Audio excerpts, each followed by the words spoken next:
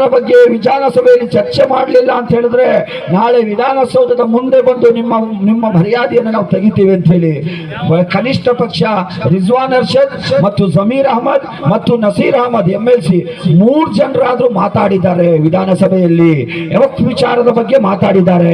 ಆದ್ರೆ ಸಾಕಾಗಲ್ಲ, ಬಾಕಿ ಇರುವಂತಹ ಅಲ್ಪಸಂಖ್ಯಾತರ ಮತಗಳಿಂದ ಗೆದ್ದು ಹೋದಂತಹ ಇಲ್ಲಿಯ ಪ್ರಸಾದ್ ಅಬ್ಬಯ್ಯ, ನಿಮಗೂ ಕೂಡ ನಾವು ಪ್ರಶ್ನೆ ಮಾಡ್ತಾ ಇದ್ದೇವೆ.